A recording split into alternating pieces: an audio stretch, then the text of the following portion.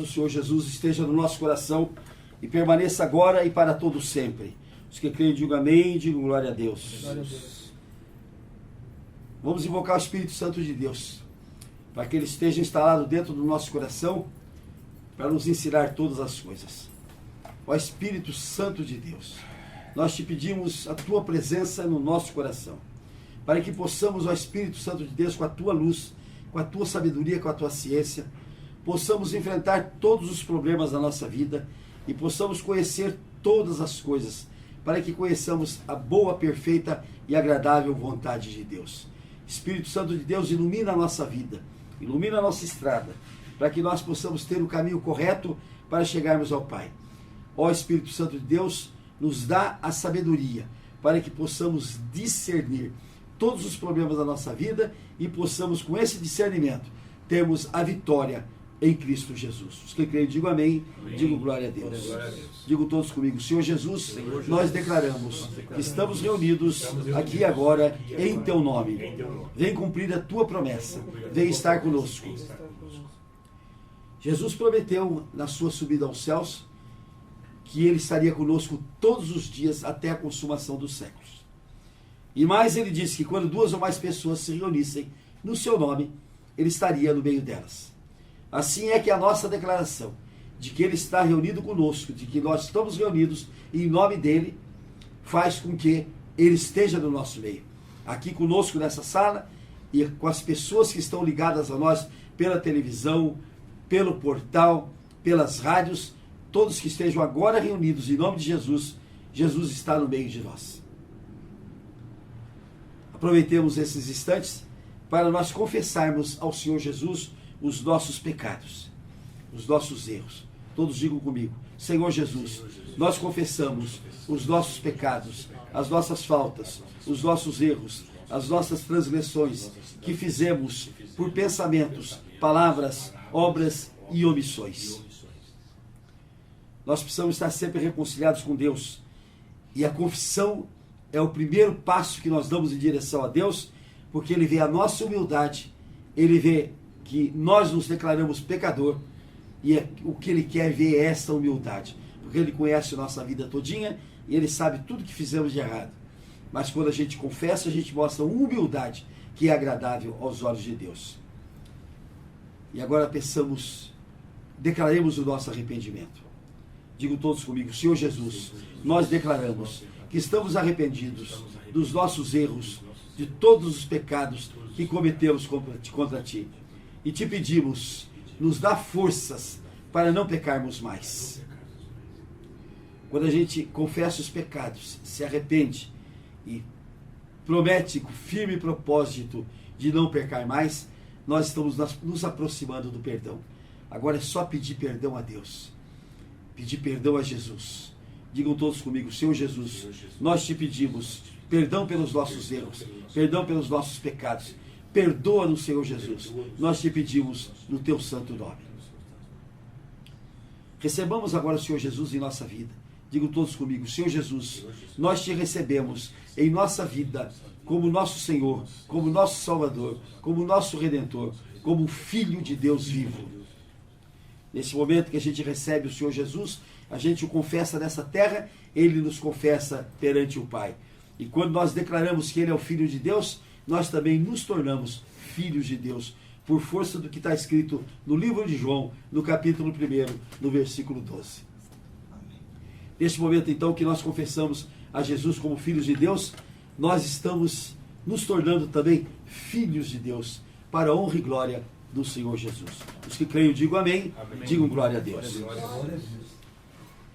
Vamos meditar hoje sobre uma passagem que está no livro de Êxodo, no capítulo 1, logo no capítulo 1, no versículo 15 em diante. E nós vamos chamar essa palestra, para que todos aguardem, vamos chamá-las de As Parteiras de Faraó, as parteiras do Egito. E o texto é muito singelo, é muito simples, mas é de uma profundidade, é de um ensino que nos traz bastante força para vencermos. Olha o que está escrito aqui. O rei do Egito ordenou às parteiras hebreias, das quais uma se chamava Sifrá e outra Puá, dizendo: quando servirdes de parteira às hebreias, examinai, se for filho, matai-o, mas se for filha, que viva. As parteiras, porém, temeram a Deus e não fizeram como lhes ordenara o rei do Egito. Antes, deixaram viver os meninos. Então o rei do Egito chamou as parteiras e lhes disse: por que fizeste isso e deixaste viver os meninos? Responderam as parteiras a Faraó: é que as mulheres hebreias não são como as egípcias, são vigorosas e antes que lhes chegue a parteira, já deram à luz aos filhos. E Deus fez bem às parteiras, e o povo aumentou e se tornou muito forte. E porque as parteiras temeram a Deus, ele lhes constituiu família. Então ordenou Faraó a todo o seu povo, dizendo: a todos os filhos que nascerem aos hebreus lançareis no Nilo, mas a todas as filhas deixareis viver. Vamos ver as lições que nós temos hoje. Vamos fazer um retrospecto primeiro, para lembrarmos que um dia Deus premiou José, filho de Jacó, que foi abjurado pelos seus irmãos, que foi jogado numa cisterna, que foi vendido aos mercadores, que foi da casa de Potifar, que da casa de Potifar foi para a prisão por causa de uma calúnia da mulher de Potifar, mas que ali Deus fez com que ele interpretasse 2 sonhos e ele fosse levado a Faraó para que interpretasse o sonho de Faraó. Todos conhecemos os sonhos das 7 vacas magras e das 7 vacas gordas, das 7 espigas de milho viçosas e das 7 espigas de milho fracas. E José se alçou à categoria de vice-rei, de vice-faraó do Egito. E ali José mandava naquele povo todo, porque ele salvou o Egito da fome, salvou o Egito da calamidade que viriam após 7 anos de fartura. E aí José levou para o Egito 70 da sua família, pai, a mãe, os irmãos e os filhos e filhas, todos foram para o Egito. E lá eles se estabeleceram na província de Gósen. E esse povo começou a crescer de tal maneira, começou a crescer tanto, que o faraó se preocupou. Já um terceiro, um quarto, um quinto faraó se preocupou e disse: se nós não tomarmos providência, esse povo vai crescer de tal maneira que ele vai ficar mais forte que nós, e nós seremos subjugados por eles. Então ele chamou as parteiras e disse: olha, parteiras hebreias, quando você for atender uma mulher hebreia que está para dar luz, se for mulher você deixa viver, se for homem você mata. Foi a ordem que Faraó deu para as parteiras hebreias. E as parteiras hebreias, está escrito no livro aqui da Sagrada Escritura, que elas não obedeceram a ordem de Faraó. É interessante que a gente observa que nós não somos obrigados a obedecer ordem de Faraó nenhum que seja contra a lei de Deus. Nenhum faraó, nenhum rei, nenhum príncipe, vamos agora para o nosso país, nenhum senador, nenhum deputado, nenhum presidente, nenhum governador, nenhum prefeito tem condições de fazer uma lei para nos obrigar quando esta lei contraria a lei de Deus. Preste bem atenção. Porque a lei dos homens, ela não é superior à lei de Deus. A lei dos homens, ela deve, pode e convém ser desobedecida, porque na lei de Deus é que nós vamos prestar as nossas contas. Nós somos obrigados a obedecer a lei dos homens quando elas estão dentro da lei de Deus. Por isso nós estamos enfrentando agora leis totalmente absurdas, leis completamente alienadas, que os nossos governantes colocam sobre os nossos ombros e querem que nós obedeçamos. Por exemplo, a lei do casamento civil entre homossexuais.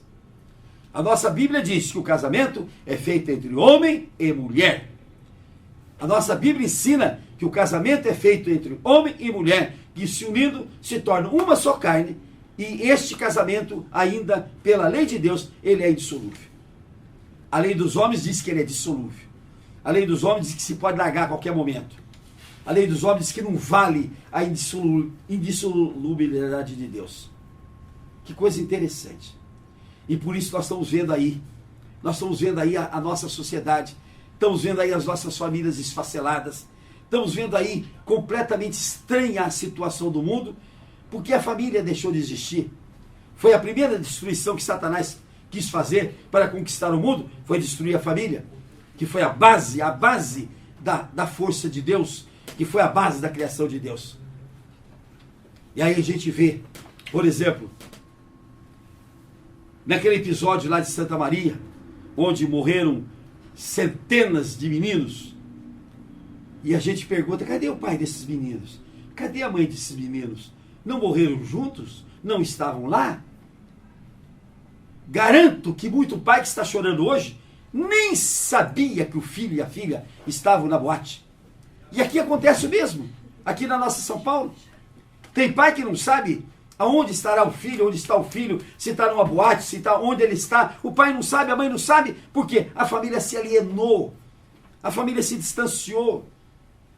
É como se fosse dada uma ordem às parteiras: joguem fora as crianças que nascem daqui para frente, porque elas são incômodos para os pais. Olha que ponto nós chegamos. E tem pai que não quer ter filho mais, aí pega um cachorrinho, e aquele cachorrinho se torna o filhinho deles. O filhinho deles. Chama a mamãe, vem aqui com o papai, vem aqui com a mamãe. Pai e mãe de cão, pai e mãe de cachorro. Porque eles não aturam mais ser pais de filhos a quem eles deram a criação. Como co-criadores de Deus, como participantes da criação de Deus. E eu vi na televisão uma mulher dizendo assim: naquele momento, naquela hora de angústia, eu só me lembrei das duas minhas filhas que estão lá em Belém do Pará. Minhas filhinhas que estão em Belém do Pará. Gente, são 6.000 quilômetros de distância entre Belém do Pará e Santa Maria. E o que fazia essa mãe dentro de uma boate? O que fazia essa mãe dentro de uma boate? E as filhas, por certo, com toda certeza, na casa das avós. Porque hoje a criação não se faz mais pelo pai e pela mãe. Se não é feito pelas tias nas escolas, é feita pelas avós nos lares. O despodoramento, a desvergonha, chegou a tal ponto que homem e mulher não querem mais criar criança, não tem mais suporte para criar criança, e querem a própria felicidade. Eu tenho o direito de ser feliz. Os filhos que eu botei no mundo, que se lasque, não é problema meu. Se tem avó, joga na mão dela. Eu tenho direito de ser feliz com o primeiro, com o segundo, com o terceiro, com o quarto, com o quinto casamento. Eu conheço gente que já está no 6º casamento, fazendo filhos a roldão e jogando os filhos na casa das avós. Antigamente, Paulo enfrentou isto. Quando Paulo foi pregar em Atenas, ele enfrentou os filósofos da época. De um lado, os epicuristas, e de outro lado, os estoicos. Os epicuristas, aqueles que diziam: nós temos de viver a vida, o prazer da vida hoje, a qualquer custo, de qualquer forma, de qualquer maneira, nós temos de viver o prazer da vida hoje. A vida posterior, se tiver, é outro problema que nós vamos enfrentar lá na frente. Hoje, agora, é viver o prazer, é viver a vida de bem que nós achamos que é bem. Não interessa em quem nós pisamos, não interessa em quem nós vamos entristecer, não interessa em quem nós vamos entregar uma vida completamente esfacelada, não interessa. Porque o que interessa hoje é o epicurismo, ou seja, a relatividade do bem, ou seja, eu vou viver a minha vida, eu tenho o direito de viver a minha vida, eu tenho o direito de ser feliz. E eu pergunto, como é que um pai pode ser feliz, gente? Como é que uma mãe pode ser feliz se o filho que ela botou no mundo, que ele botou no mundo, não está em poder deles, não está com eles não estão trabalhando esse filho, não estão trabalhando esta filha. E aí vão chorar posteriormente. Vão chorar. Quantos não estão chorando agora? Filhos que estão na rua. Mais de 6.000 filhos aqui na rua. De droga, perdidos pelo crack. Porque o pai e a mãe não olharam nele. Quantos não estão chorando agora? Filhos que estão nas penitenciárias. Porque o pai e a mãe não teve o amor por eles. Para viver por eles. Para viver com eles. E quantos estão se casando de novo, buscando a sua própria felicidade, e os filhos que estão fazendo para trás, estão jogando na mão das vós, e elas que se lasquem, elas que cuidem dessas crianças. Agora, Deus não fez filho nenhum para ser criado por avó nenhuma, gente. Presta atenção. A avó criou o filho dela. A avó criou o filho dela, a filha dela. Agora, os netos é conta dos filhos, eles que cuidem, eles que abdiquem da sua pretensão de ser felizes. Eles que larguem para lá a sua pretensão de ser feliz e caminhar em busca de novos filhos, na feitura de novos filhos. Por quê? Ah, mas eu tenho 3 filhos. E que vantagem você fez? Virar o zoinho é a coisa mais fácil do mundo. Virar o zoinho é a coisa mais fácil do mundo. É a coisa mais gostosa do mundo, é virar o zoinho. Agora, quando escutar choro de bebê, limpar bumbum de criança, que é o seu dever, que é a sua obrigação, minha mãe, que é seu dever, é a sua obrigação, querido pai, você tem de fazer, não é obrigação da tua mãe, nem obrigação da avó deles. E isso nós vivemos assim, vivemos fazendo o mal, vivemos fazendo o mal para as pessoas, o mal para as pessoas que estão conosco, o mal para as pessoas que nos amam, o mal para as pessoas que nos estimam, e mal principalmente para os nossos filhos. E aqui nós vemos uma coisa interessante. Faraó chama a parteira hebreia, escrava, que tinha de obedecer Faraó. Faraó que estava em cima daquele povo, apertando aquele povo, judiando daquele povo, aquele Faraó que era impertinente, que queria judiar daquele povo. Ele chega para a parteira hebreia e diz assim: você agora vai matar todos os meninos que nascerem das hebreias. A verdade é uma só. Praticamente não tinha como desobedecer essa ordem. Seria terrível se o faraó pegasse alguma, desobedecer a ordem dele.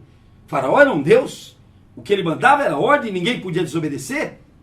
Mas as parteiras disseram: não, isto não é de Deus. Temeram a Deus, temeram a Deus. O que falta no mundo de hoje é isso, o temor a Deus. O temor a Deus, ninguém mais tem temor a Deus. O temor a Deus não é medo de Deus, não, é respeito a Deus, é respeito às suas normas, é respeito às suas leis, é respeito aos seus ensinamentos. Isso é o temor de Deus, que não existe mais, que ninguém quer mais ter. Hoje ninguém pensa em Deus porque pensa no seu próprio prazer. São epicuristas modernos, são aqueles que querem apenas o prazer do mundo de hoje e mais nada. Não interessa em que eles pisam, não interessa o que eles aprontam, não interessa o que eles constroem. O que só interessa é o seu próprio prazer. As hebreias, parteiras, não, isto nós não vamos fazer. Por quê? Está escrito aqui: porque temeram a Deus. Gente, toda vez que o mal se coloca na nossa frente, a única maneira de nós vencermos esse mal é nós termos temor de Deus. É saber que temos um Deus que nos fez, a quem nós temos de prestar contas, não é só na eternidade, não. É todos os dias e a todas as horas e em todos os momentos da nossa vida.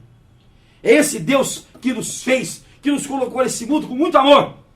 Ele não colocou a gente aqui para sofrer, nem para pecar, nem para errar, nem para ir para o lado do mal. Ele nos colocou para o bem. E muito pouca gente prega uma verdade que nós temos de colocar. Muita pregação nos oferece o bem de Deus só no mundo futuro. Muita pregação só nos diz que nós veremos os bens do Senhor na eternidade. Muito pregador mostra para o povo só a eternidade. E aí vai a minha crítica à Igreja Católica, cuja base fundamental é a pregação do bem na eternidade. E eu quero dizer a vocês todos uma grande verdade bíblica. Deus nos tira do cativeiro do Egito, ou seja, do deserto, nos tira da escravidão do Satanás e nos leva para o mundo da sua luz, ainda aqui nesta terra dos viventes, ainda aqui neste mundo.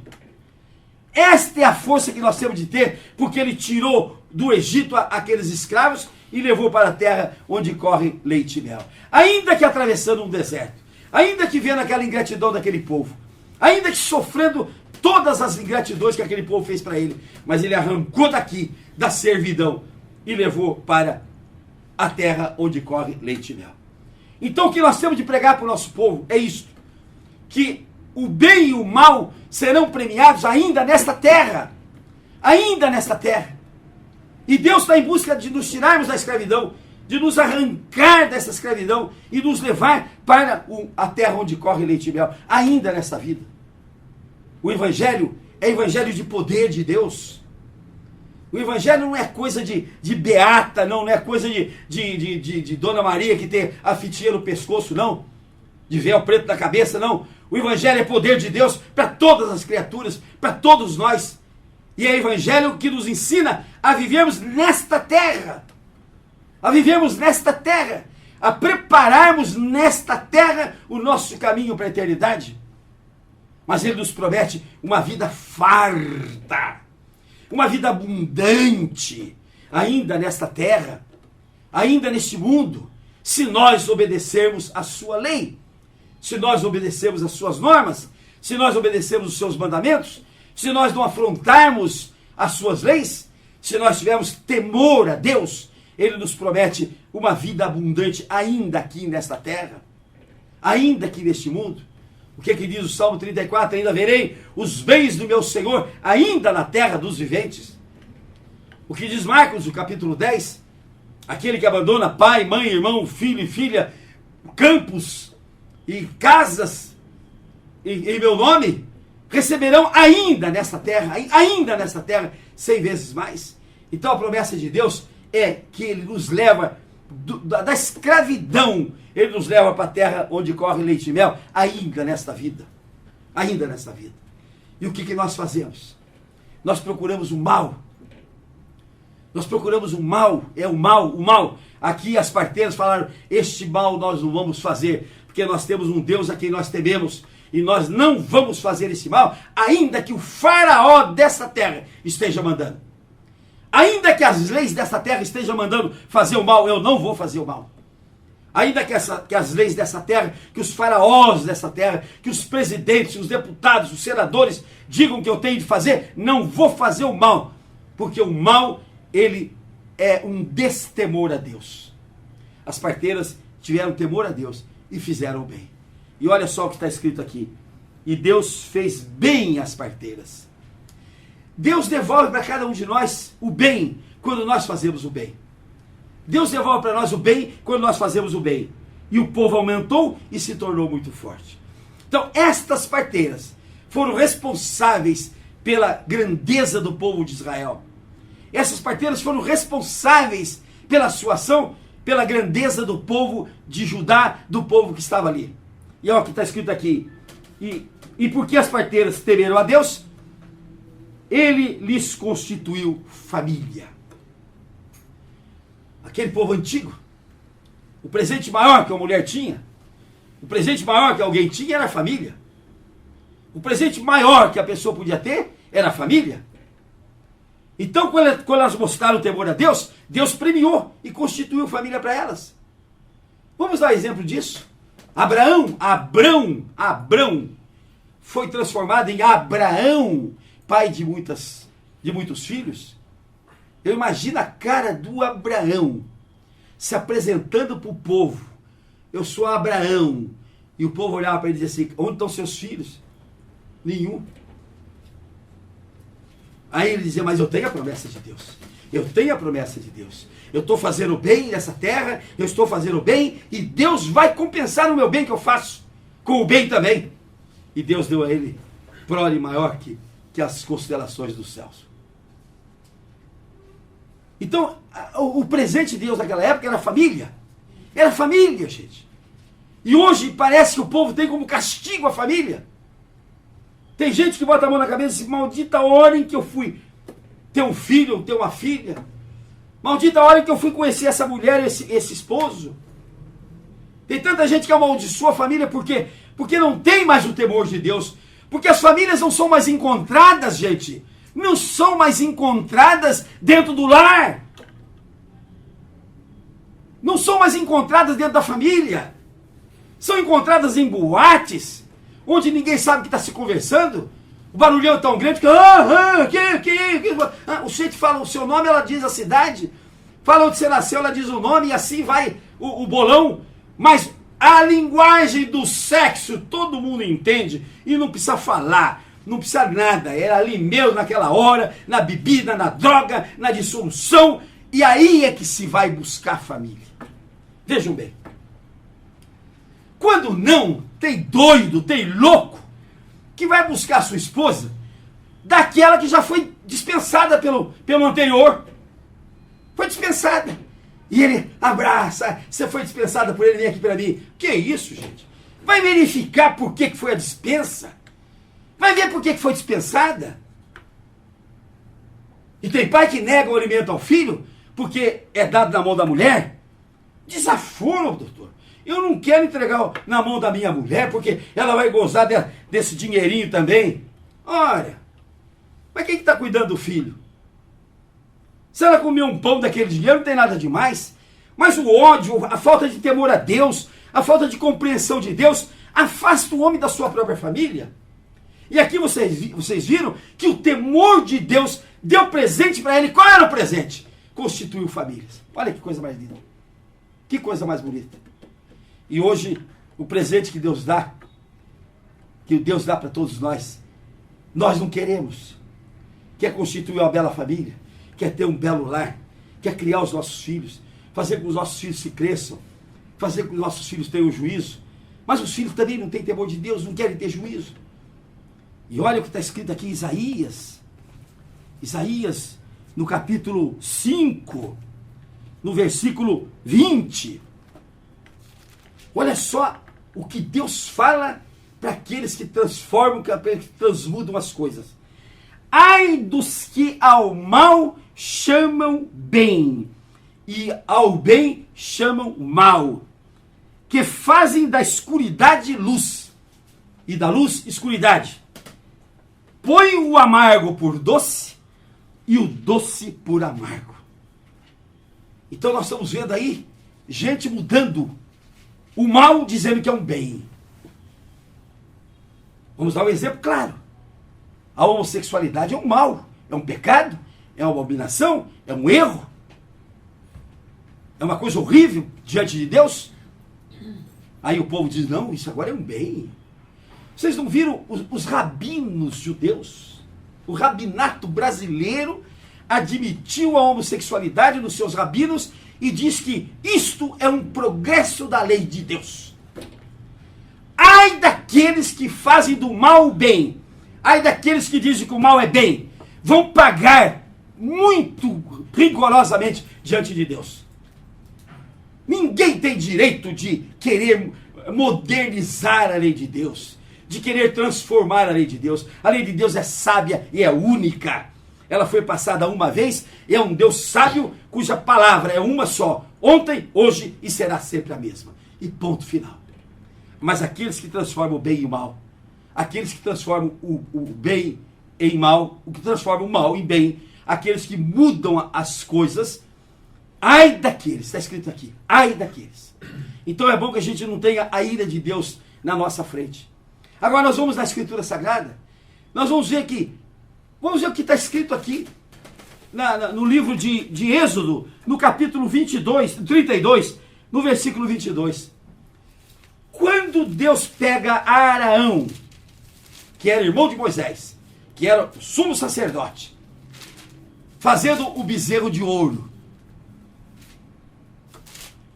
presidindo um culto de idólatra, Deus põe o dedo no nariz dele e ele responde assim: não se acenda a tua ira, meu senhor.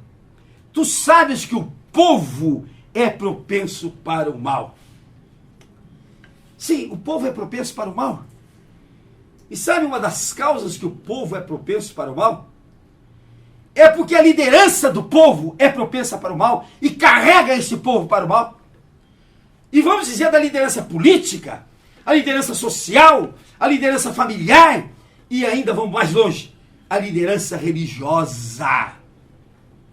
Porque não adianta eu pregar a palavra de Deus e o meu comportamento, a minha conduta ser errada. Não adianta eu pedir para o povo dar dízimo e depois eu me aproveito do dízimo do povo e vou comprar fazenda para mim, ainda no Pantanal, porcaria. Não adianta eu pedir para o povo que me dê dinheiro para eu comprar uma televisão e quando o povo dá dinheiro para comprar televisão, eu vou passar aquela televisão no meu nome e o pior, vou fazer daquela televisão um concurso de besteira, um concurso de bobagem, um concurso de imoralidade, um concurso de coisa porca, de coisa imunda, junto com outras redes de televisão. Que exemplo eu posso dar para o povo assim? Então o povo não tem mais exemplo, não tem mais paradigma. Porque o próprio povo nega o paradigma de Jesus. Vamos dar um exemplo em quando e onde? Quando eu tiro o paradigma de Jesus e coloco o paradigma de Maria ou de todo e qualquer santo, eu estou tirando o paradigma dos paradigmas, quer dizer, o modelo dos modelos, e trocando esse modelo por homens e por mulheres. É o que Paulo diz na epístola aos Romanos, no capítulo 1. Esta mudança é abominável diante de Deus. Essa mudança Deus amaldiçoa. Deus não quer. Deus não aceita. Porque eu não posso tirar o modelo dos modelos. E o pior, e quando eu pego como Cristo, que é o fundamento da igreja, eu arranco o Cristo, sai daí, eu vou botar Pedro no teu lugar. Eu tiro a pedra fundamental, que é Jesus, e ponho o pedrisco, que é Pedro. E põe a pedra de tropeço, que é Pedro. Que igreja é essa que pode ensinar alguém desta maneira, dessa forma? E quando Cristo diz, eu sou a cabeça, a igreja diz, sai daqui. Corta a cabeça de Cristo, põe para lá. Aqui a cabeça agora é o Papa. Homem como qualquer um. Pecador como qualquer outro. Os paradigmas sumiram. O único paradigma, o único modelo que nós temos de seguir é Jesus. Ele é abstraído. Ele é colocado de lado. É pouco falado. Eu tenho uma música daquele Lázaro. E ele diz uma coisa interessante. Enquanto eu estou cantando de Deus, todo mundo está me aplaudindo. Enquanto estou falando de Deus, todo mundo está me aplaudindo. E o apóstolo Tiago diz, Deus todo mundo conhece. Deus todo mundo teme. Até o diabo tem medo de Deus, porque conhece Deus. Agora, quando você fala naquele que é a personificação de Deus aqui nessa terra, aquele que é o único que pisa Satanás, é o único que tira Satanás desse mundo, o único que nos arranca desse mundo tenebroso e nos leva para o mundo da luz, quando vai se falar nele, a pessoa torce o beiço, a pessoa vira as costas, a pessoa não quer escutar, a pessoa sai de perto, e aí o caos está aí, por quê? Porque ninguém vai chegar ao Pai a não ser por Jesus. Então tem tanta gente que liga para mim e diz, pastor, eu erro, eu rezo. Eu oro e nada me acontece. Claro, a sua oração não está chegando a Deus. Sua oração não está chegando a Deus. Não tem Maria que leve sua adoração a Deus. Não tem José que leve a sua adoração a Deus. Não tem o santo Francisco de Assis, que era um leproso, não tem nada na chaga de Jesus, não. Conversa mole para boi dormir. Leproso. Não consegue levar a prece a Deus. Só Jesus é que leva. Então, se você quer ser ouvida por Jesus, por Deus, é só através de Jesus e mais ninguém.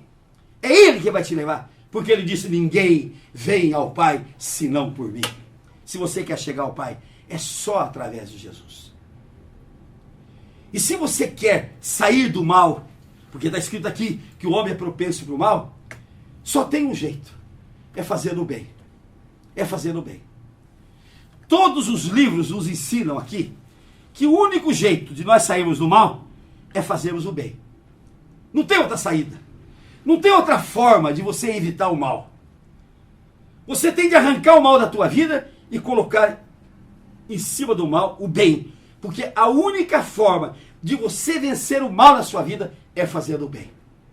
E o único jeito que você tem de fazer o bem é através do Senhor Jesus. Aí vai minha observação aos meus irmãos espíritas. Judiação. Eles rezam aquela reza amaldiçoada da Salve Rainha, gemendo e chorando nesse vale de lágrimas, como amaldiçoados filhos de Eva. Olha só a reza que esse povo ensina. Olha só a reza que esse povo põe no coração do povo brasileiro. Quando nós somos abençoados filhos de Deus e temos de viver alegres e contentes nesse vale de bênçãos. E o espírita passa a vida sem crer no Senhor Jesus, sem crer que Ele perdoa, sem crer que Ele é que salva, sem crer que Ele pagou a minha conta, sem crer que lá no Calvário, com os braços abertos, Ele diz: Pai, a conta do Francisco, Pai, eu estou pagando aqui agora com o meu sangue. Todos os pecados dele, Pai, eu estou pagando aqui agora. E a mesma coisa Ele está dizendo para você, e a mesma coisa está dizendo para todos vocês. Cristo com os braços abertos lembrou de todos nós e disse: a conta de cada um de nós eu estou pagando aqui com o meu sangue, estou pagando aqui com a minha vida. E o Espírita diz: não, não é quem paga essa conta, só nós mesmo que temos de pagar, ainda que tenhamos de vir aqui 10 vezes em seguida para essa terra. E eu quero dizer para você, meu querido Espírita, cada vez que você volta aqui, se é que volta, você tem a conta cada vez mais aumentada, cada vez pior, porque você passa por esse mundo fazendo novas imundícies, novas abominações, novos pecados. Você não consegue pagar a conta anterior e ainda acrescenta na conta os pecados da vida nova. Tira isso da tua cabeça, meu querido Espírita. Tira isso da tua cabeça, aceita Jesus logo. Deixa de sofrer como você sofre. Aceita a redenção de Cristo, tão bonita, tão bela, que a única religião que tem somos nós, os cristãos. A redenção por um Salvador, a redenção pelo Filho de Deus. E vamos fazer o bem com Cristo, vamos fazer o bem através de Cristo, vamos abjurar o mal da nossa vida através do bem que Cristo nos manda fazer. Vamos seguir Cristo, porque está escrito que o Evangelho de Cristo é o poder de Deus na nossa vida, gente. Vamos largar a mão de viver essa vidinha triste, chula, porqueira que nós vivemos. E vamos viver a vida cheia de bênçãos que Jesus nos oferece. Vamos viver a vida em abundância que Jesus nos dá a todo momento, a todo instante. É isso que nós temos de fazer para a honra e glória do Senhor Jesus e para a nossa salvação e para o nosso bem. Vamos fazer como as parteiras lá do Egito. Vamos deixar de fazer o mal e vamos fazer o bem, que Deus vai nos recompensar através do Senhor Jesus com a prosperidade em nossa vida. Todos querem a prosperidade, mas a prosperidade só vem de um jeito: é se fazendo o bem através de Jesus. Que Deus nos ilumine para tanto. Os que creem, digo amém. Digo glória a Deus. Vamos orar agora para que Jesus nos dê o temor de Deus. O temor de Deus nós precisamos ter para a nossa vida. Ó Senhor Jesus, nós te pedimos agora, infunde dentro de cada um de nós, Senhor Jesus, o temor ao Pai, o temor a Deus, o temor ao Deus Criador, o temor que nos faz crermos no nosso Deus maravilhoso, no nosso Deus magnânimo, no nosso Deus que nos ama de tal forma que enviou seu Filho a esta terra para nos salvar. Nos dá, Senhor Jesus, o temor ao Senhor Deus, e com esse temor nos faça também, Senhor Jesus, crer na tua obra redentora, crer no teu derramamento de sangue a nosso favor, crer de que o Senhor nos quer levar para a glória eterna e que o Senhor ainda nesta vida vai nos dar a vida e a abundância que o Senhor prometeu àqueles que creem em Ti. Ó Senhor Jesus, nós te agradecemos de todo o nosso coração e te pedimos no teu santo nome. Os que creem, digo amém. Digo glória a Deus. Vamos orar o Pai Nosso agora. Pai nosso que estais no céu, santificado seja o teu nome. Venha a nós o teu reino. Seja feita a tua vontade, assim na terra como nos céus. O pão nosso de cada dia nos dai hoje e perdoa as nossas dívidas, assim como nós perdoamos aos nossos devedores. E não nos deixes cair em tentação. E nos livra, Senhor, de todo mal. Amém.